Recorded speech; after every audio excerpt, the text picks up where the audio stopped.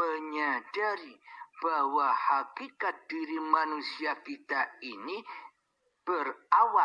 berasal dari hal-hal yang tak dapat disebut-sebut. Manusia bermula dari mana datangnya manusia itu belum ada sesebutan. Silakan dibaca sendiri di dalam surat Al-Insan ayat pertama. Berarti manusialah yang laisa kamislihi syai'un itu. Manusialah yang tidak seperti apa-apa dan yang tidak seperti siapa-siapa. Karena hakikat manusia itu tiada sesebutannya seperti yang disebutkan di dalam ayat atau surat Al-Insan ayat yang pertama. Coba saya bacakan ayatnya biar kita terbuka mata hati kita, terbuka pengertian kita, terbuka perasaan kita agar kita menyadari di dalam bertuhan dan beragama yang sebenar-benarnya, bertuhan dan beragama, agar hati kita bisa Islam yang sebenar-benarnya. Islam itu yang bagaimana? Bila kita tidak meyakini petunjuk Al-Quran, maka itu tandanya kita masih kufur kepada Tuhan yang menciptakan Al-Quran dan diri kita sendiri. Inilah ayatnya. Bismillahirrahmanirrahim. هل أتى على الإنسان حين من الدهر لم يكن شيئا مذكورا. Yang artinya, bukankah pernah datang kepada manusia waktu dari masa yang ketika itu belum merupakan sesuatu yang dapat disebut. Nah, kalau tidak ada sesebutan berarti yang hakikatnya laisa kamislihi syai'un itu sebenarnya siapa? Manusia atau Allah? Bila kita terjebak di dalam ini, maka bila kita di hati kita menyangka Allah laisa kamislihi syai'un, Allah itu tak bisa disebut-sebut, maka jatuhlah talak bahwa kita selama ini tak akan pernah bisa menyaksikan apalagi menyembah kepada Tuhan Zat yang maha menciptakan diri manusia kita. Dan inilah ketika kita menyangka Allah itu laisa kamislihi syai'un, berarti selama ini kita masih ateis, tidak bertuhan, melainkan mentuhankan diri kita sendiri di hati kita. Berarti selama ini yang ada menjadi Tuhan pada diri kita sendiri di hati kita, yakni hawa nafsu, iblis dan syaitanlah yang selama ini mentuhani jiwa dan badan kita ini selama ini. Bila kita masih menyangka Allah itu laisa kamislihi syai'un, berarti yang wujud, berarti yang nyata, berarti yang ada di dalam alam semesta ini adalah diri manusia kita sendiri, hawa nafsu manusia kita sendiri di hati kita. Padahal disebutkan di dalam surat Al-Insan tadi bahwa manusialah yang berawal dari hal yang tak dapat disebut. Yakni tiada sesebutannya manusia itu. Logikanya begini. Seumpama saya umur 50 tahun, Anda umur berapa? Mohon dihayati. 50 tahun yang lalu, sebelum saya terlahir ke dunia ini, apakah ada sesebutannya? 50 tahun yang lalu, kita sebelum ada di dunia ini, apakah kita bisa menyebutkan bahwa diri manusia kita ini adalah manusia? Apalagi kita menyebutkan yang selain itu, menyebutkan kita makhluk, menyebutkan berbagai macam apapun yang kita lihat. Kita bisa menyebutkan Tuhan, menyebutkan Allah, menyebutkan Allah. Kita bisa menyebutkan apapun yang kita lihat, gunung, langit, matahari, bulan, bintang, lautan, hutan, goa, manusia, hayawan, dan tumbuhan. Apakah kita bisa menyebutkan itu semua 50 tahun yang lalu? Sebelum kita terlahir ke dunia ini, kita bukan apa-apa dan kita bukan siapa-siapa. Inilah kenyataan bahwa sesungguhnya manusianya lah yang laisa kamitslihi syai'un, yang tiada sesebutannya. Manusia disebut sebagai manusia karena ada Allah yang menghidupinya. Manusia bisa menyebut bahwa dirinya manusia karena Allah lah yang memerankan manusia. Manusia bisa berkata bahwa dirinya adalah manusia karena penciptanya lah yang menyebut-nyebutkan bahwa diri kita ini adalah manusia. Berarti siapa yang lebih bersyahadat, siapa yang lebih menyaksikan atas segala sesuatu dan bahkan atas diri kita saat ini.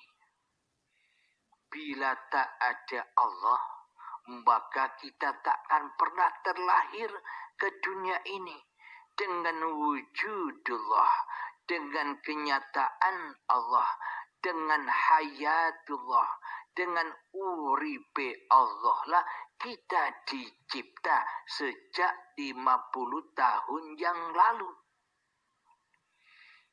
Alhamdulillahirabbil alamin. Inilah kenyataan itu.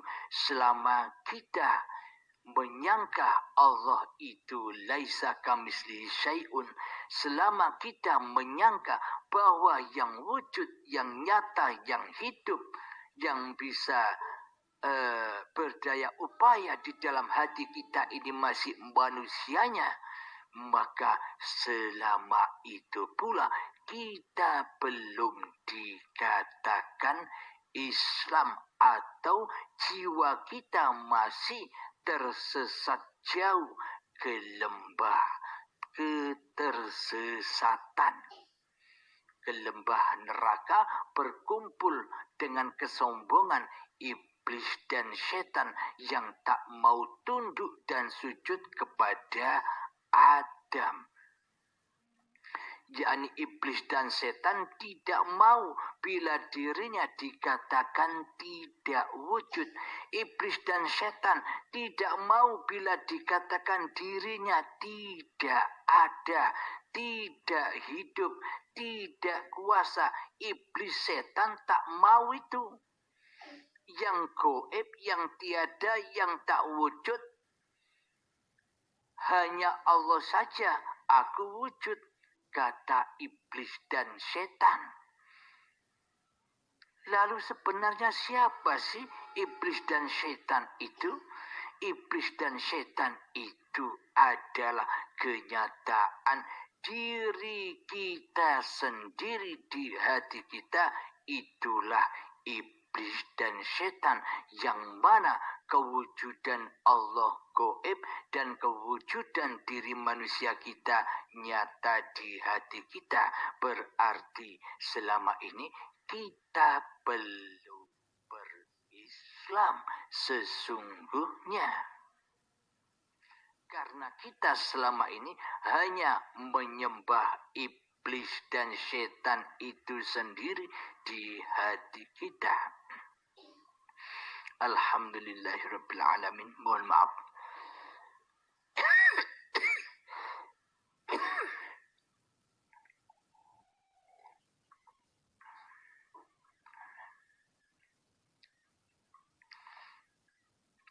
Alhamdulillah, itulah kenyataan-kenyataan yang selama ini kita tidak menyadari atas kedoliman yang selama ini ada di hati kita. Alhamdulillahirrabbilalamin. Mari kita lanjutkan kembali pertanyaan saudara kita tentang syahadat roh atau syahadat tunggal.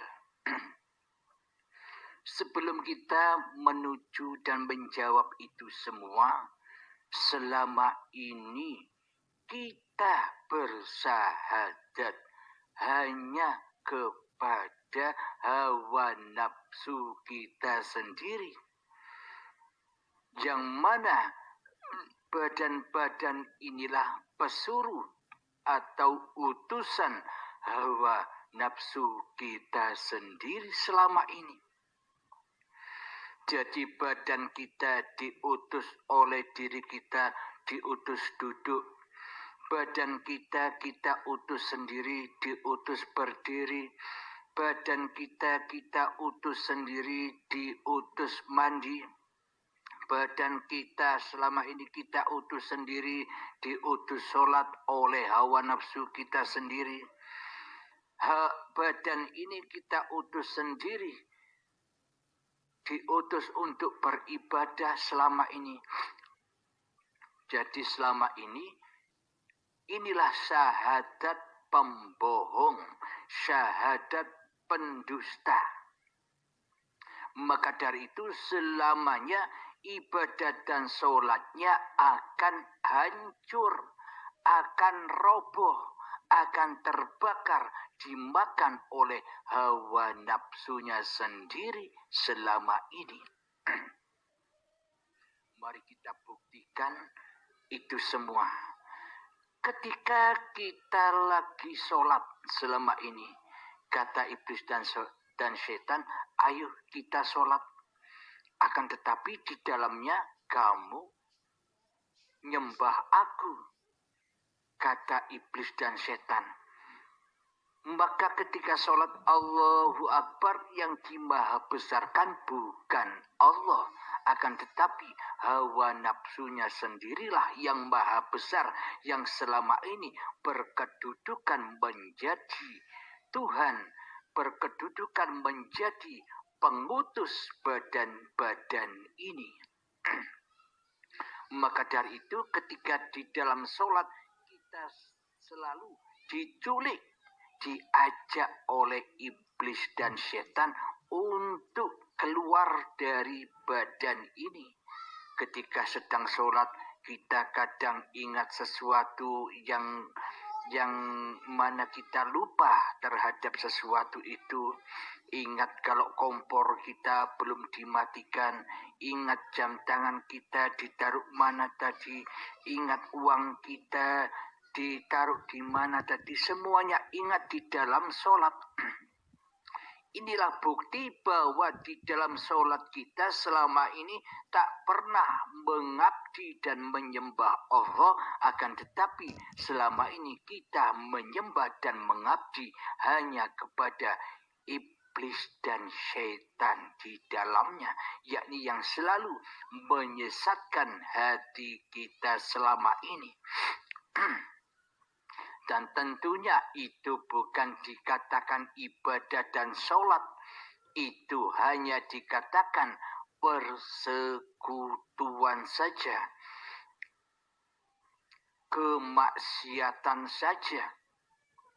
Maka dari itu, bila kita tidak mengenal hakikat Tuhan yang menciptakan kita dan hakikat Muhammad Rasulullah yang selalu mengutus, Allah selalu mengutus Muhammad, maka selamanya Islam kita bukan Islam, tapi kafirin, tapi jahiliyahnya hati, zaman kebodohan hati kita sendiri selama ini, hawa nafsu kita sendiri selama ini yang menjadi Tuhan, yang mentuhani hidup dan badan ini. Alhamdulillahirabbil alamin, agar hati kita sampai kepada agama yang diridhoi Allah, yakni hati selamat menuju pulang kepada Allah. Maka dari itu berislamlah, beriman dahulu baru syahadat. Apa iman itu? Awaluddin ma'rifatullah. Awal suatu agama itu adalah tahu dan kenal siapa Allah, zat yang mencipta diri kita ini. Bila kita tidak tahu itu, bila kita tidak bermakrifat kepada Allah, maka selamanya kita hanya bermakrifat kepada diri kita sendiri, hawa nafsu kita sendiri selama ini. Maka dari itu, untuk mengungkap iman kepada Allah, maka man arafa nafsahu faqad arafa rabbahu. Maka kembalilah kepada hakikat diri sejatimu, yang mana di dalam surat Al-Insan ayat pertama itu, bahwa sesungguhnya kamu manusia itu laisa kamislihi syai'un, tiada sesebutannya, tidak seperti apa-apa dan tidak seperti siapa-siapa. Jadi manusia belum ada sesebutan. 50 tahun yang lalu tidak ada sesebutan. Karena sesungguhnya manusianya lah yang goib, karena sesungguhnya manusianya lah yang tak ada, karena sesungguhnya manusianya lah yang Adam, karena sesungguhnya manusianya lah yang tak wujud. Sedangkan Allah, innallaha ala kulli syai'in qadir. Sesungguhnya Allah lah, hanya Allah lah yang berkuasa atas segala sesuatu. Hanya Allah lah yang berkuasa atas nama-nama sesuatu. Hanya Allah lah yang bisa menyebutkan bahwa diri manusia kita ini adalah manusia. Bahwa hanya Allah lah yang memposisikan diri kita, bahwa diri kita sebagai manusia. Bahwa hanya Allah sebagai pencipta yang memposisikan makhluk sebagai hayawan, sebagai tumbuhan. Jadi hanya Allah lah yang memposisikan dan menjadikan itu semua. Berarti Allah lah yang meliputi apa-apa dan Allah lah yang meliputi siapa-siapa. Allah lah yang menciptakan apa-apa dan Allah lah yang menciptakan siapa-siapa. bukan diri manusia kita yang merasa bisa menyaksikan apa-apa dan yang merasa bisa menyaksikan siapa-siapa selama ini. Inilah bukti kesalahan-kesalahan kita di dalam beragama dan berakidah karena butanya mata hati kita kepada agama Islam kita sendiri. Butanya mata hati kita kepada kitab-kitab kita sendiri yang selama ini hanya diikuti secara kulitnya saja, dibaca saja, hanya diterjemahkan artinya saja. Kita selama ini tidak memahami makna di balik makna yang tersurat itu. Karena tiada iman di hati kita, maka selamanya kita tak akan tahu makna yang sebenarnya di dalam Al-Quran itu, makna sebenarnya di dalam berakidah dan beragama serta bertuhan itu. Bila hati kita tetap buta mata hatinya, alhamdulillahirabbil alamin. Sejatinya syahadat tunggal itu adalah bila di hati kita sudah tiada diri manusia kita lagi, maka itulah aplikasi dari syahadat tunggal. Maknanya hanya Allah lah yang menciptakan Muhammad itu. Hanya Allah lah yang menciptakan badan-badan ini yang bercikal bakal dari tanah sampai menjadi bayi. Hanya Allah lah penyaksi tunggal. Badan tak akan pernah bisa menyaksikan Allah tanpa Allah. Badan tak akan bisa menyaksikan bahwa dirinya adalah manusia tanpa penciptanya. Jadi ayatnya di dalam surat At-Toha bahwa hanya Allah lah yang bisa menyaksikan diri zatnya sendiri dan seluruh ciptaannya. Bismillahirrahmanirrahim. Innani ana Allahu la ilaha illa ana fa'budni wa aqimis salata li dzikri. Artinya, sungguh aku ini Allah. Tidak ada Tuhan selain aku. Maka sembahlah aku dan laksanakan sholat untuk mengingat aku. Bila kita tak ingat Allah, apa itu disebut sholat? Bukan, saudaraku, itu maksiat.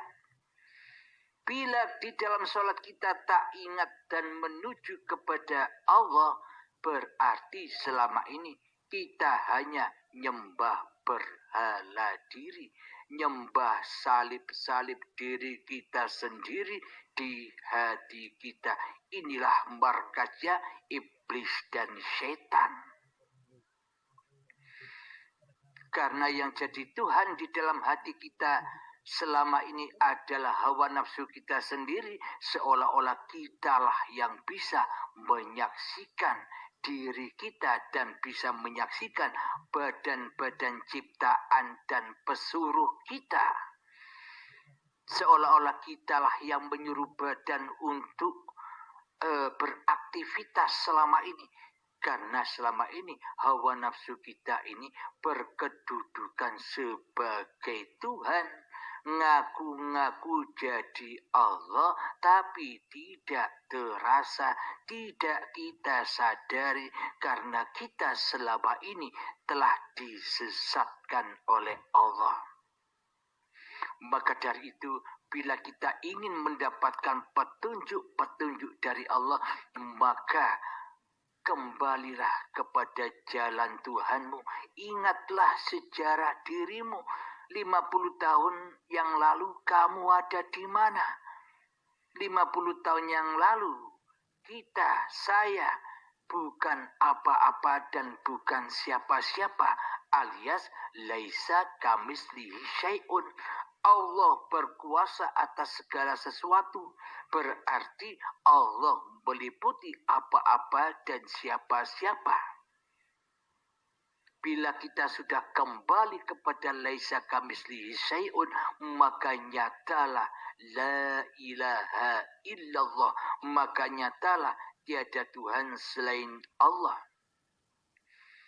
Di dalam surat Al-Hasr ayat yang 23.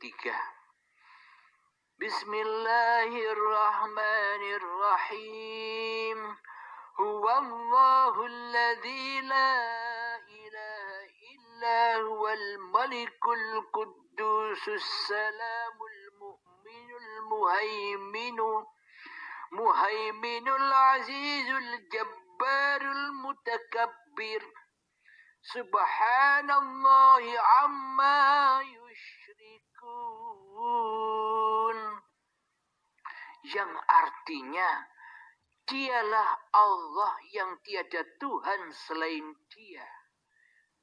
Raja yang maha suci, yang maha sejahtera, yang mengaruniakan keamanan, yang maha memelihara, yang maha perkasa, yang maha kuasa, yang memiliki segala keagungan. Maha suci Allah dari apa yang mereka persekutukan. Shadaqallahul azim. Bila yang wujud di dalam hati kita masih diri manusia kita, selamanya kita di dalam mempersekutukan Allah. Kita tidak memahasucikan Allah di hati kita, melainkan kita hanya memahasucikan diri kita yang wujud di hati kita.